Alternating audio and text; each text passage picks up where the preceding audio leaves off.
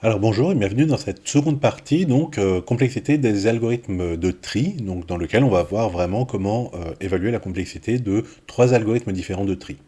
Alors déjà, je vais avoir besoin de faire un petit peu quelques rappels mathématiques. Donc le premier rappel qui est vraiment élémentaire, c'est que la somme des n premiers entiers, donc 1 plus 2 plus etc. n, ça fait n plus 1 sur 2. Alors une petite remarque déjà, les n premiers entiers, techniquement, c'est de 0 à n-1, donc il faut que je dise les n premiers entiers non nuls, d'accord, pour dire que ça va de 1 à n. Et donc ça me donne ça. Alors la démonstration, la légende veut que ce soit donc le très jeune Carl Friedrich Gauss qui l'ait obtenu, la démonstration que je vais vous présenter. Donc c'était quand il était à l'école primaire, où donc il était plutôt turbulent en mathématiques, etc. Et son professeur donc d'école voulait l'occuper pour un bon moment. Il avait lu dans une des revues destinées donc à l'enseignement que la somme de 1 plus 2 plus 3 plus 4, etc. jusqu'à plus 1, ça faisait 5050. Et il s'est dit, bah, tiens, je vais lui donner ça. Comme ça, je vais être tranquille au moins pour une demi-heure. Le temps qu'il fasse ses calculs, il adore calculer, etc. Et au bout de quelques secondes, il aurait donné la réponse exacte à son professeur. Donc le professeur aurait dit, mais comment tu as fait C'est pas possible. Et donc, hop, et voilà comment il aurait fait. Donc il a fait S, la somme. Alors nous, on fait pas avec 100, on fait jusqu'à n. Hein. Donc S, c'est 1 plus 2 plus 3, etc. jusqu'à plus n. Bon, ok. Mais la même somme, je pourrais l'écrire n plus n plus n moins 1 plus n moins 2, etc. plus 2 plus 1. Et puis je vois quand je fais la somme colonne par colonne, hein, donc ça me fait quoi? Donc là ça me ferait 2s bien sûr, là ça me fait n plus 1, là ça me fait n plus 1, là ça me fait encore n plus 1, là encore n plus 1, et là encore n plus 1, d'accord? C'est-à-dire que 2s c'est n plus 1 plus 1 plus 1, n plus 1, etc. Combien j'ai de fois? Ben, vous voyez que c'est marqué ici, hein, c'est de 1 à n, donc je l'ai n fois, d'accord? Et donc ça me fait nn plus 1. Et donc comme c'est 2s, ça veut dire que la somme initiale c'était nn plus 1 sur 2, d'où notre résultat. Voilà, donc pour Gauss, il s'était pas arrêté là, hein, vous savez, donc ça a été l'un des auteurs les plus prolifiques de notre temps, enfin de son époque, en mathématiques et de l'histoire des maths. Voilà, et donc moi je vais vous demander simplement, peut-être pas des choses à la Gauss, mais simplement de faire quelques exercices très très simples, c'est d'utiliser cette formule-là dans d'autres cas. Donc de la réutiliser, d'accord, de vous la supposer connue, et puis on va l'utiliser. Alors, c'est déjà, si je vous demande, c'est pas les n premiers entiers, mais les n-1 premiers entiers. Comment allez-vous faire pour transformer la précédente en celle-là? Et maintenant, si je vous dis, mais non, je commence pas par 1, je commence par k jusqu'à k plus 1, etc., jusqu'à k plus n. Donc les n premiers entiers à partir de k. Donc il faut donner une expression en fonction de k et aussi de n, bien sûr. Hein. Là, il y a deux paramètres, issus de celle-ci. Et puis après, si je vous dis, maintenant, je veux avoir la somme des n premiers nombres pairs, et pas des premiers entiers cette fois-ci, positif toujours strictement. Et enfin, si je vous dis que je souhaite avoir la somme des n premiers nombres impairs, comment est-ce que vous faites? Quelle est la formule? Ok. Voilà, donc je vous laisse faire ça, c'est très simple, on corrigera dans un petit TD à côté. Et donc on en arrive au plan du jour, enfin de la partie. Donc on va avoir des algorithmes vraiment élémentaires et puis un algorithme plus compliqué, donc qui repose sur le paradigme diviser pour régner. Donc les algorithmes élémentaires, c'est le tri par insertion et le tri par sélection, et l'algorithme plus avancé, c'est le tri fusion. Voilà, donc on va faire les trois et la complexité des trois algorithmes. Allons-y pour le premier tri par insertion. Alors c'est quand on joue aux cartes, il y a deux façons naturelles de trier les cartes. Donc le trait par insertion, c'est quoi? C'est de se dire, il y a deux parties dans mon jeu de cartes, dans ma main. Il y a ceux ici déjà triés, et puis ceux que je vais trier, donc à trier ici, d'accord? Et qu'est-ce que je vais faire? Je vais prendre la première carte à trier, et puis je vais la comparer, voir si elle se met avant ou après celle-là. Si c'est après, hop, je l'insère ici. Si c'est avant, je décale celle-là d'un cran, et puis je la mets ici, et ainsi de suite, d'accord? Donc par exemple, disons que les deux premières sont triées, et je veux insérer l'as. D'accord. Donc ça, c'est à trier. Je regarde la première carte à trier, l'As, et je regarde, est-ce que je la compare au 4.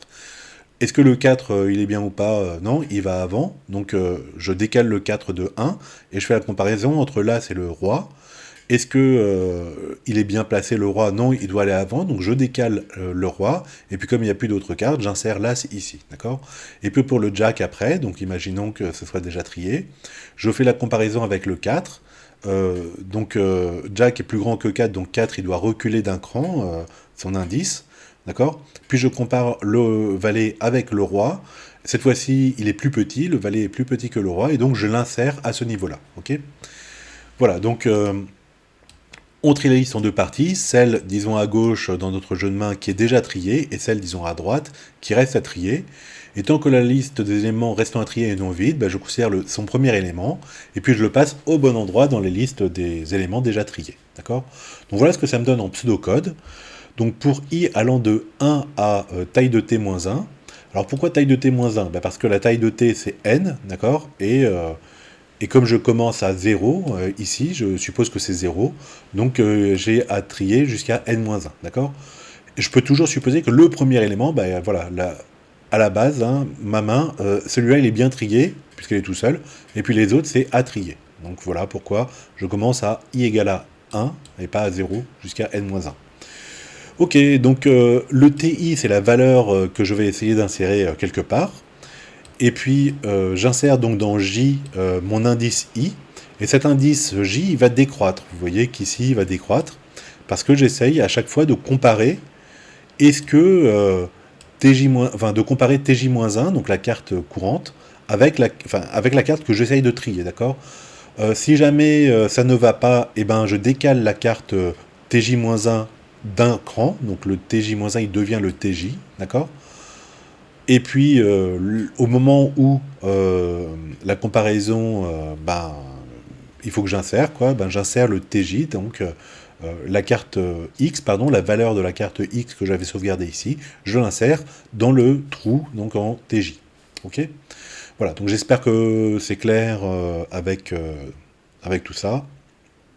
C'est vraiment pas très compliqué. Le seul truc où je suis un peu embêté, c'est que, a priori, on veut un ordre croissant, d'accord ? Et puis quand on classe les cartes, c'est plutôt un ordre décroissant que j'ai pris au départ. Donc c'est pour ça que je suis un peu embêté. Bon, bref. Alors étudions donc la complexité au pire cas. Alors le pire cas, c'est quand le tableau il est pile trié à l'envers. Qu'est-ce que je dois faire s'il est tout trié à l'envers ? Je dois comparer ça et ça. Et donc je dis non, ça va pas, et donc je fais un décalage, puis je dois comparer ça avec les deux cartes, et puis je dois le décaler ici. Donc une étape, plus deux étapes, et puis après je regarde lui, je dois le comparer avec les 3, plus 3 étapes, plus 4 étapes, etc. Donc en gros, je vais faire 1, plus 2, plus 3, plus jusqu'à n-1 comparaison, n-1 comparaison, ce qui me fait ceci, comparaison différente, et donc mon algorithme il est de l'ordre de n carré, d'accord ? Ça c'est grosso modo n carré. Alors vous pourriez dire, mais là j'ai juste fait quelques comparaisons, mais on nous a dit dans le cours théorique que il fallait prendre toutes les affectations, et ci et ça, et là j'ai plein d'affectations partout, et autres, d'accord ? Donc oui, effectivement, si jamais je fais les affectations, par exemple ici, à chaque fois que j'ai une affectation, donc j'ai n-1 en fait affectation, d'accord, que je fais une fois, que je fais deux fois, d'accord, donc c'est pour ça que j'ai ajouté le 2n, alors 2n-2 techniquement, et ainsi de suite, plus le n parce que j'ai une autre affectation ici, là j'ai deux fois parce que j'ai deux affectations, d'accord, donc c'est pour ça que j'ai mis le 2 fois 1 plus 2, etc. Mais en gros, une fois que je découpe, que je développe tout ça, là ça me fait mon n carré, hein, donc n carré divisé par 2, etc. Peu importe le coefficient puisque je suis en grand O, hein, d'accord, et c'est ça qui va m'apporter, c'est-à-dire d'avoir un n carré. Et puis les 3n ou 3n-2 ou etc., je ne les vois plus parce que je ne vois que, asymptotiquement parlant, que le n carré qui va remporter la mise, d'accord ? Voilà, et donc c'est pour ça que la complexité, c'est grand O de n2. Donc vous voyez qu'au départ, on est très pointillon en disant, ouais, il faut les affectations, les sommes, les comparaisons, etc. Et puis à la fin, on est plutôt lâche en disant, globalement, combien est-ce que je fais de comparaisons, et puis je regarde pas effectivement si j'en fais une, deux, trois, mais ce que je veux savoir, c'est par rapport à n, toutes les constantes, en fait, je les vois plus. Voilà. Et alors, une petite remarque, si jamais le tableau, il est déjà bien trié, c'est-à-dire déjà dans l'ordre, alors l'insertion, à chaque fois, hop, si ça c'est dans le bon ordre, je vais regarder cette carte-là, je vais me demander est-ce qu'elle est plus ou petite que celle-là, non, elle est bien placée, puis cette carte-là, est-ce qu'il faut que je l'échange avec celle-là, non, elle est bien placée, etc. Et donc en fait, je vais juste faire parcourir mes cartes, et donc c'est d'ordre linéaire dans le meilleur cas, c'est-à-dire ordre n, ok ? De l'ordre de n, je veux dire, hein, dans le meilleur cas. Voilà donc pour le premier cas, pour le premier exemple de tri, qui est le tri par insertion. Avant de passer au tri fusion, regardons un petit peu l'animation Wikipédia, elle est très bien faite. Donc vous voyez, à chaque fois, c'est la carte là, la valeur ici, d'accord, que j'insère dans le bon endroit, ok? Donc, hop, celle-là, paf, je l'ai insérée au bon endroit, et puis, donc, ça veut dire que toutes les autres, celles qui sont de valeur au-dessus, ont un indice qui augmente de 1, d'accord? C'est bien ça, quand j'insère celle-là, d'accord, les indices des autres augmentent de 1, sont décalés vers la droite, les cartes, ok? Donc voilà pour le tri par insertion. Maintenant, considérons le tri par sélection. Alors le tri par sélection, c'est un peu la même chose, donc je vais supposer que celle-là, elle est bien... Enfin, il y a deux parties, ceux déjà bien ordonnées, donc par exemple celle-là au départ, et puis celles qui sont bien à trier. Et alors qu'est-ce que je vais faire? Je vais regarder donc quelle est la plus petite de celle-ci, d'accord? Et puis la mettre dans les cartes à trier, ok? Donc je regarde au départ j'ai rien en fait de trier, je regarde quelle est le plus petite, c'est le 4, paf, je mets le 4 ici. Puis quelle est la plus petite, c'est le Jack, je mets le Jack ici. Puis quelle est la plus petite, c'est le Roi, je le laisse, le Roi, hop, je le fais passer devant l'As, et voilà, ok? Donc voilà comment est-ce que ça va marcher ici. Donc c'est-à-dire, je cherche dans la liste TI minimum, le minimum, pardon, la valeur minimale, et puis je l'échange avec T0. Donc je fais deux permutations d'indices, si vous voulez. J'échange T0 et TI, et puis après je recommence à côté. Donc en pseudocode, qu'est-ce que ça donne? Donc pour i allant de 0 à n-2, pourquoi pas n-1? Parce qu'une fois que j'ai à l'avant-dernière, si vous voulez, étape, j'ai plus que deux cartes à trier, à prendre, je prends le minimum entre les deux dernières cartes, et donc forcément, celle que je n'ai pas prise, c'est la plus grande, d'accord? Donc c'est elle qui va se retrouver naturellement à la fin de la liste. D'accord? Donc c'est pour ça que je n'ai que n- une étape ici et pas n. Voilà. Donc le i, c'est au départ 0 parce que j'ai personne qui est bien trié, d'accord? Alors, à l'étape courante, donc à l'étape i, d'accord, je suppose que les i premières cartes sont bien triées, et il faut que je prenne le plus petit entre le i plus 1 et le n-1, d'accord? Voilà, donc pour j allant de ça à ça, donc je récupère l'indice dont la valeur est minimale, ok? Donc la valeur donc le j, il parcourt de i plus 1 à n-1. À chaque fois que la valeur tj, elle est plus petite que t min, d'accord? Alors je dis que non, l'indice minimum, en fait, c'était pas le min ici, c'est le j ici, en fait, ok? Voilà, et donc une fois que j'ai parcouru, mon indice J, il a pris donc, il est tel que la valeur TJ soit minimale parmi toutes les cartes restantes, ok? Et puis, j'échange entre TI et Tmin, d'accord? Donc techniquement, j'échange les deux. Ok, donc l'animation Wikipédia, pour bien comprendre, hein, vous voyez qu'à chaque fois, dans ce qui me reste à trier, donc c'est la partie là, je prends le plus petit. C'est pour ça qu'il n'y a rien ici, parce qu'à chaque fois, je prends le plus petit. Donc recommençons. Voilà, je prends le plus petit, etc., d'accord? À chaque fois, je le prends par ici, ok? Et alors, soit je décale les autres, soit je permute vraiment les deux valeurs, peu importe, hein. Mais voilà ce que ça me donne, d'accord? Donc cette fois-ci, vous voyez que ce n'est pas l'élément qui est le plus proche que j'essaye d'insérer, mais bien dans la fin, je sélectionne le plus petit. Hop, dernier coup, pour bien voir ça, c'est tellement beau, d'accord? Je prends le plus petit c'est lui, c'est lui, c'est lui, hop, je le permute là, d'accord? Et c'est pour ça que ici, c'est déjà tout trié. Ok, donc pour la calcul de complexité, donc j'ai deux boucles pour, hein. J'ai la première qui va de i est égal à 0 jusqu'à n-2, et le deuxième de j qui va de i plus 1 à n, d'accord? Et en fait, donc, c'est là-dessus que je vais devoir compter. Donc, première boucle i, il va de 0 à n-2, deuxième boucle j, il va de i plus 1 à n-1. Alors, entre i plus 1 et n-1, il y a n-i plus 1 étape, d'accord? Pour le voir, hein, le plus simple, c'est de dire que vous prenez ça, vous faites moins i, d'accord? Donc vous allez de 1 à n-i-1, d'accord? Et de 1 à n-i-1, vous avez bien n-i-1 terme, ok? Voilà, donc en fait, il faut que je fasse la somme pour les j qui vont de 0 à n-2 de ce nombre-là d'étapes, c'est-à-dire n-i-1, d'accord? Donc il y a deux parties là, il y a celle qui dépend de i, celle qui ne dépend pas de i, celle qui ne dépend pas de j, je vais le sortir, alors n'oublions pas que c'est une somme quand même. Donc je l'ai n-1 fois, et c'est quoi qui ne dépend pas de j? C'est justement n-1, d'accord? Donc le premier, ce n-1 là, c'est le n-1 par exemple qui est ici, et le n-1 là, c'est parce que j'ai une somme, hein, ce n-1 là, il se répète n-1 fois, d'accord? Donc n-1 carré, moins, Et donc, qu'est-ce qu'il me reste? Le moins qui est ici, c'est ce moins-là, d'accord? Il me reste donc la somme des i. Ok, la somme des i de i égale à 0 à n-2, vous savez le faire, c'est n-2, n-1 sur 2. Je l'ai mis là, d'accord?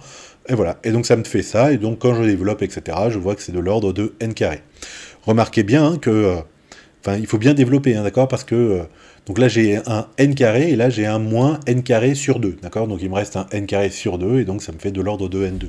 Mais j'aurais pu espérer tuer complètement mes n2 et obtenir seulement un truc en n, mais non, c'est pas ça. Donc voilà, l'ordre, c'est grand O de n2, donc pareil que le premier tri par insertion. Par contre, si on regarde le meilleur cas, on voit que c'est pas très bon, parce que dans le meilleur cas, c'est-à-dire dans le cas où mes cartes sont déjà triées, que se passe-t-il? Voilà, imaginons que mes cartes sont déjà triées, donc je regarde la première, je parcours quand même les autres pour savoir quelle est... Enfin, en fait, je regarde pas la première, non, au départ, il y a vide qui est trié. Je regarde quelle est la meilleure, la plus petite de ces cartes-là, donc c'est la première, ok, donc je la laisse là. Puis quelle est la meilleure par ici, bah, c'est celle-là, d'accord, je la laisse là. Puis quelle est la meilleure ici, c'est celle-là, je la laisse là. Quelle est la meilleure, etc. Et donc, à chaque fois, je parcours quand même toute ma liste, hein, d'accord. Et donc, ça me fait 5, plus 4, plus 3, plus 2, plus une comparaison, d'accord. Et donc, ça reste en... Même quand le tableau il est bien trié, ça reste en grand O de N2. Donc vous voyez que cet algorithme-là, au pire cas, il est de même genre que l'autre, insertion ou sélection. Au pire cas, c'est grand O de N2. Mais par contre, dans le meilleur cas, quand même, insertion est quand même plus efficace que sélection, d'accord? Alors je crois que sur Java, c'est programmé en insertion de base, quand vous faites un sort. Mais ça marche pas très très bien, ni l'un ni l'autre, si le tableau il devient très gros. Ok, maintenant on va voir un algorithme beaucoup plus efficace, il est issu du paradigme diviser pour régner. Alors diviser pour régner, donc ça fait très penser au jeu de stratégie auquel... Non, je ne joue pas, non. Et donc... c'est un terme hein, qui vient des empires, etc. Hein, c'est un terme politico-militaire. Hein, c'est vraiment séparer les nations rivales, enfin les mettre les unes contre les autres pour pouvoir, on conquiert la première, on conquiert la deuxième, puis après on règne, on impose notre système, etc. Et puis après, bah, ils peuvent reprendre finalement leur vie ensemble, mais sous notre système. D'accord? Donc c'est vraiment ça. Donc de niveau informatique, il y a 3 parties. La partie divisée, c'est-à-dire qu'on a un problème initial qu'on coupe en sous-problèmes. Donc par exemple, vous voyez que je dois trier cette grande liste-là, ben, je la coupe en 2, d'accord? Et donc je dois trier 2 petites listes. Et puis les petites listes, elles sont plus faciles à trier, donc le côté règne, c'est je conquiers, hein, divide and conquer, donc je conquiers ça, et hop, je fais la liste dans le bon ordre, la liste dans le bon ordre ici aussi. Et puis après, je fusionne, puis le nom du trifusion, ça vient de là. C'est-à-dire que quand j'ai ces deux listes-là, j'ai un algorithme de fusion qui me permet, donc deux listes triées, me permet de fusionner en une liste bien triée. Ok, donc découper les problèmes, c'est la partie là, conquer, c'est la partie je règne, et puis après, je dois combiner pour récupérer ma solution totale. Ok, donc c'est un paradigme de programmation très connu, hein, très classique. En particulier, quand vous avez des problèmes qui vont prendre beaucoup de temps, vous devez les déléguer à d'autres ordinateurs, etc. Donc vous devez faire des sous-problèmes, d'accord, qui soient faisables, et puis vous récupérez à chaque fois l'information comme ça sur un ordinateur. Voilà, donc c'est vraiment le côté Divide and Conquer. Alors, allons-y. Donc pour faire ce Divide and Conquer, il va me falloir une notion, c'est la notion d'arbre binaire complet, et en particulier la notion de hauteur ou de profondeur, hein, on a les deux éléments. Ok, donc qu'est-ce que c'est qu'un arbre binaire? Bah, vous voyez, j'ai une racine, et à chaque fois il y a deux branches, d'accord? Et ainsi de suite. Quand vous avez un nœud, vous avez deux branches qui partent du nœud, ou rien, quand ce nœud-là, ça s'appelle des feuilles. Hein. Voilà. Et donc il est complet parce que j'ai essayé de mettre le maximum de sommets possibles, de nœuds possibles, d'accord, jusqu'à une hauteur donnée. Voilà, et donc on a un lien fort évidemment entre la hauteur de l'arbre et le nombre de nœuds. Donc le lien c'est factoriel n, 2 puissance n ou log de n, log en base 2 de n, pardon. Donc essayons d'expliquer ça. Donc si jamais je vous dis j'ai n sommets à caser, quelle est la hauteur de l'arbre binaire pour les caser tous? Ben il faut me dire log en base 2 de n plus 1. Donc en fait c'est partie entière de log en base 2 de n plus 1. Ok, inversement, si j'ai n sommets, quelle est la hauteur non, c'est plutôt l'inverse. Si j'ai un arbre de hauteur n, combien est-ce que je peux mettre de sommets? Et des sommets, il y en a 2 puissance h moins 1. Ok. Alors là, c'est relativement facile, regardez. On a 15 sommets là-dedans. 1, plus 2, plus 4, plus 1, 2, 3, 4, 5, 6, 7, 8. Voilà. 8, 12, 13, 14, 15. Donc on a 15 sommets ici. Et un arbre de hauteur 4. D'accord. Donc 2 puissance 4, 16, moins 1, 15. Ça me donne bien cette formule-là. Et après, le log en base 2 de n, ouais, de 15, plus 1, ouais, bon, bref, ça me fait aussi mon 4 ici, d'accord? Bon, on va dire oui. Voilà, donc le lien entre les deux. Et donc ça, j'ai besoin, pourquoi? Parce que justement, mon problème initial, je vais le couper en deux problèmes, mais ces deux problèmes-là, je vais encore les recouper en deux, d'accord? Jusqu'à obtenir un problème absolument trivial, c'est-à-dire que quand j'ai une liste avec un élément, je vais dire la liste est bien triée, d'accord? Et voilà. Donc voici l'algorithme trifusion. Donc en fait, on va s'intéresser déjà à combiner ici, c'est-à-dire à fusionner. Imaginons, comme ici, j'ai deux listes bien triées, d'accord, déjà ordonnées, et je vais les combiner là, d'accord. Donc pour le premier élément, qu'est-ce que je vais faire? Je vais juste dire le plus petit élément des deux listes, hein, ça va être soit celui-là, soit celui-là, d'accord, le premier élément à gauche. Et alors ça, c'est formidable. Pourquoi? Parce que j'ai pas besoin de parcourir toutes les listes. À chaque fois, je regarde juste deux éléments, vous voyez. Donc entre 1 et 3, lequel est le plus petit, c'est le 1. Pof, il va là. Puis après, je regarde entre le 2 et le 3, lequel est le plus petit, c'est le 2. Bon, il va là. Entre le 4 et le 3, lequel est le plus petit, c'est le 3. D'accord? Et ainsi de suite. Et mes listes, donc, ici, se réduisent. D'accord? Et puis, ma liste fusionnée se remplit. Et à chaque fois, donc, j'ai juste une comparaison à faire entre le premier de la première liste et le premier, pardon, de la seconde liste. Ok? Donc c'est le principe de la fusion que je vous ai mis ici. Si on a deux listes déjà triées, pour construire la liste fusionnée, il suffit de remarquer que je compare seulement le premier élément de la liste 1 ou le premier élément de la liste 2 en fait. Voilà, et donc c'est un principe d'algorithme récursif, c'est-à-dire que si le tableau n'a qu'un seul élément, il est trié. Sinon, je le sépare en deux parties à peu près égales, d'accord, au mieux. Et puis après, je vais fusionner donc les listes, les tableaux qui sont déjà triés. Donc voilà ce que ça donne. Il y a deux fonctions en pseudocode récursif. Donc la fonction trifusion et la fonction fusion qui est importante. Hein. Donc trifusion, en fait, c'est ça qui va me permettre de casser le gros tableau en petits tableaux. Regardez, trifusion d'un gros tableau, donc il a n de 1 à n-1, de 1 à n en fait, je ne sais pas pourquoi j'ai mis n-1, de 1 à n. Il va appeler en fait trifusion de 1 jusqu'à n sur 2, et puis là, trifusion de n sur 2 plus 1 à n, ok. Donc il casse ce tableau-là en deux parties plus ou moins égales, disons, ok, et donc là, la première partie, la deuxième partie, d'accord. Bon, pareil, hein, quand je vais faire trifusion de ça, il va le casser en deux, etc., jusqu'à trouver un élément tout seul, ok. Et puis cet élément tout seul, comme il est bien ordonné, donc je vais devoir après les fusionner, d'accord. Donc il descend, et puis après je vais devoir fusionner. Donc déjà je vais fusionner des tableaux avec un élément, ok. Donc ça va me donner des tableaux avec deux éléments bien ordonnés, donc un d'un côté et un de l'autre. Puis après je vais devoir fusionner des listes avec deux éléments ici, et ben ça va, voilà, je vais comparer le premier de celui-ci avec le premier de celui-ci. Par exemple, ça va faire ça, et donc il va me rester un élément ici et deux éléments ici, d'accord, et ainsi de suite, on verra, ok. Voilà, et donc ça remonte, ok. Donc ça c'est la partie fusion, c'est la partie, donc la partie trifusion, hein, c'est donc je casse, d'accord, et la partie fusion, c'est, donc si l'une des deux listes est vide, je renvoie l'autre, d'accord, voilà, puisqu'elle est déjà bien ordonnée, hein. Et sinon, si les deux listes sont pleines, donc j'ai A qui est comme ça, avec des indices 1, 2 jusqu'à petit a, et B qui est avec 1, 2 jusqu'à petit b, d'accord. Ça ce sont les indices des listes. Donc je regarde le premier élément de A et le premier élément de B, donc la valeur de cet élément A1 ou la valeur de l'élément B1, lequel est plus grand, ou le plus petit par exemple, si je veux un tri croissant. Donc si par exemple c'est A1, alors je renvoie A1, et puis je dois fusionner ce qui me reste de la liste A, puisque j'ai récupéré son premier élément, donc il me reste A des indices 2 jusqu'à l'indice petit a, et puis la liste B complète, ok, donc B de 1 jusqu'à B, d'accord. Et puis si c'était pas A le plus petit, sinon je renvoie B1, B1, avec, donc concaténé, avec la fusion de donc tout le liste A, et puis la liste B, mais seulement qui part à l'indice 2. Ok. Alors je vous propose de regarder l'animation Wikipédia pour être bien au clair avec ça.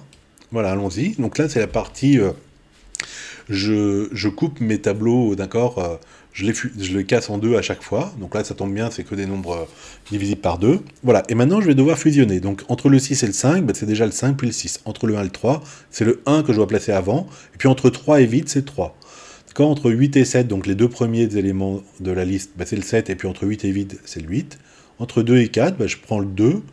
D'accord. Puis entre 4 et rien, je prends le 4. D'accord. Alors maintenant, j'ai deux listes de taille 2, et donc je regarde les premiers éléments, c'est le 1 qui remporte, puis c'est le 3, puis 5 est vide, c'est 5, puis 6 est vide, c'est 6. D'accord.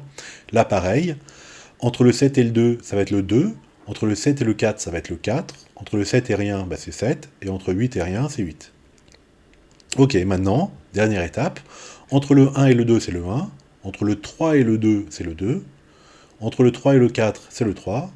Entre le 5 et le 4, c'est le 4. Entre le 5 et le 7, c'est le 5. Entre le 6 et le 7, c'est 6. D'accord. Et puis là, je pourrais les faire tomber puisque de l'autre côté, c'est vide. Mais bref, il fait un par un ici, dans ce cas-là. Et donc, hop, j'obtiens ma liste fusionnée. Ok. Donc voilà pour ceci. Et alors, la complexité. Alors, la complexité, donc il y a deux parties. Pour fusionner les tableaux A et B.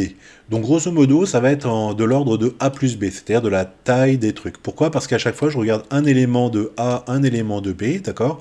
Et puis après, mon tableau, il va diminuer. Là, ça va être plus que A. Donc quand je fais une opération de comparaison, d'accord? Donc j'ai fait mon opération, mais après, il me reste un tableau ici de taille A-1 et ici de taille B, d'accord? Et donc récursivement, vous voyez que je fais une autre opération, il va me rester un tableau de taille par exemple A-2 et B, je fais une autre, donc la troisième opération, il va me rester A-2 et B-1, et ainsi de suite, et donc au total, ça va me faire de l'ordre de A plus B, petit a plus petit b, opération. Donc voilà pour la fusion. Et maintenant, quand je casse mes tableaux, quelle est la taille que je vais obtenir? Et c'est là où pourquoi je vous ai parlé de ça. Vous voyez que ici, là, c'était mon tableau total. Et puis après, je le casse en 2, puis je le casse en 2, en 2, etc. D'accord. Et donc la hauteur, si ça c'était n, la hauteur ici, ça va être log en base 2 de n, en fait. D'accord. Pas le plus 1. C'est bien log en base 2 de n que ça va me donner ici. Ok. Donc voilà, donc la fusion, c'est de l'ordre de A plus B avec un A et un B qui sont de toute façon majorés par n. D'accord, donc ça peut être n sur 2, n sur 4, etc. Et la fusion, elle est de l'ordre de log de... Enfin, la hauteur, pardon, est de l'ordre de log de n. D'accord. Et comme je fais n opérations, enfin de l'ordre de n opérations sur un n log de n fois, pardon, puisque c'est la hauteur de mon arbre de décision, de mon arbre de comparaison même, et donc l'algorithme est de l'ordre de n log n opérations. Alors là, même si l'algorithme est plus compliqué à comprendre, mais là il est beaucoup beaucoup plus efficace que les algorithmes de tout à l'heure qui étaient en n carré, d'accord. Vous voyez que, vous avez vu les schémas de comportement asymptotique, n log n, c'est vachement mieux. Alors la question c'est, mais est-ce que je pourrais pas trouver encore mieux? Est-ce que je pourrais pas trouver par exemple du log de n, ou du racine de n, ou du etc., d'accord, ou du n, d'accord? Est-ce que je peux pas trouver encore mieux? Eh ben non, on peut pas. Donc en fait, on a des arguments théoriques pour nous donner, pour nous dire que c'est pas possible. Alors, je vais pas faire la démonstration, je vais m'appuyer encore une fois sur Wikipédia. Heureusement que Wikipédia est là pour la démonstration, parce que il y a un argument à la fin d'analyse, donc la formule de Stirling, que j'ai pas envie de rentrer trop dans les détails, etc. D'accord? Voilà, donc vous avez compris, il y a un arbre de comparaison. Donc l'arbre de comparaison, c'est-à-dire à chaque fois que je fais une comparaison, j'ai donc un nœud et puis deux feuilles comme ça, et à chaque fois je rajoute des feuilles. Donc on le sait, si ma hauteur d'arbre est h, le nombre de nœuds, c'est 2 puissance h, d'accord? Mais au total, combien est-ce que j'ai d'opérations possibles, de permutations possibles dans mon tableau 1n? J'en ai n factoriel, d'accord?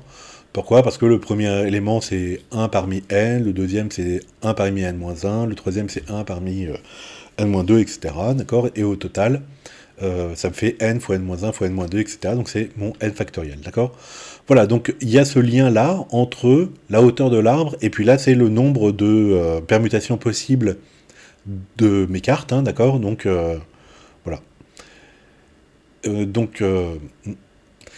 Donc revenons, donc quand j'ai mon arbre comme ça de comparaison, pour caser toutes les possibilités, toutes les permutations possibles, les n factoriels, quelle est la hauteur nécessaire, hein, le h, donc si 2 puissance h est plus grand que n factoriel, bah c'est que h est plus grand que log en base 2 de n factoriel, d'accord? Et c'est là où intervient la formule de Stirling, qui vous dit que ça se comporte, hein, log de n factoriel, comme un, bon alors je vous donne pas le détail, mais c'est grosso modo du n log de n, ok? Et voilà donc pourquoi n log de n, c'est-à-dire que par un dénombrement, enfin par un argument théorique, on sait qu'on ne peut pas trouver d'algorithmes qui seront plus bas que n log de n, d'accord? Ou alors ils sont pas exacts, hein. On peut aussi, ça existe, hein, des choses qui font plus rapide et qui sont des tris à epsilon près, ou avec des probabilités très faibles de se tromper, etc. Mais si vous voulez être sûr d'avoir le bon tri, de toute façon, vous devez rester, il y a une borne théorique infranchissable, si vous voulez, c'est que pour vérifier toutes les combinaisons possibles, eh ben, il faut forcément n log de n comparaison, quoi. Voilà, donc on ne peut pas trouver beaucoup mieux que ces algorithmes en cette complexité-là. Eh bien écoutez, ça va être tout pour cette partie B, et puis je vous réserve peut-être une partie C pour quelques compléments théoriques, culturels, et puis après, de la pratique. Voilà.